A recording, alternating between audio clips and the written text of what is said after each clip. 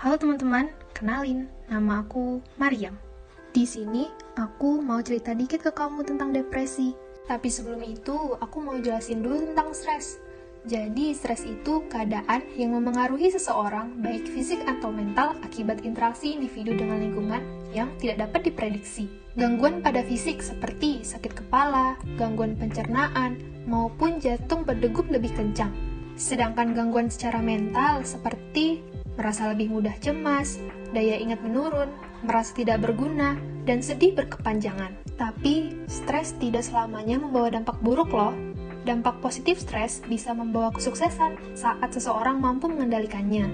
Karena itu, stres bisa digolongkan menjadi dua, yaitu stres positif atau eustress dan stres negatif atau distress.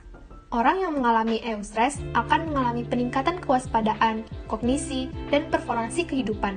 Tidak jarang, orang yang mengalami eustress jadi punya motivasi untuk menghasilkan sesuatu yang keren.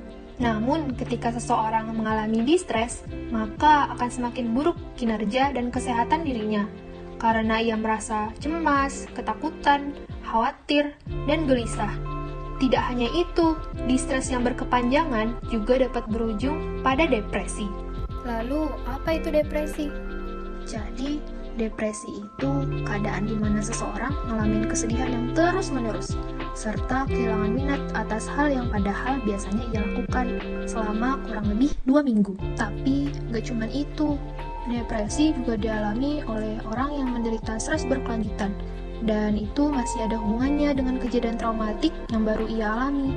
Kata WHO, depresi bisa jadi masalah global kedua setelah penyakit jantung.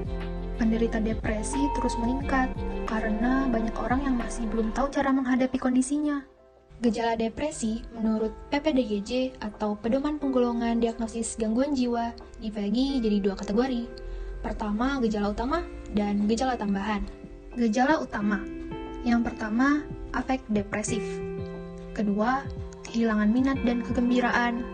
Ketiga, berkurangnya energi seperti mudah lelah padahal tidak melakukan apa-apa dan menurunnya aktivitas. Adapun gejala tambahan seperti konsentrasi dan perhatian berkurang, hilangnya harga diri dan kepercayaan diri, merasa bersalah dan tidak berguna, pandangan masa depan yang suram dan pesimis, tidur terganggu, nafsu makan berkurang, serta yang paling parah muncul ide untuk bunuh diri. Namun, jika kamu sudah merasa seperti itu, jangan khawatir.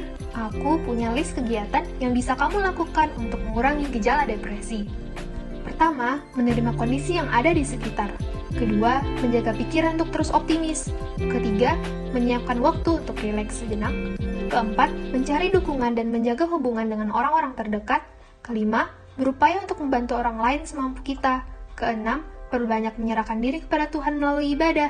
Dan ketujuh, menjaga kesehatan serta berolahraga. Mudah bukan? Tidak ada salahnya mencoba. Sepertinya pertemuan kita cukup sampai di sini. Sampai jumpa lagi.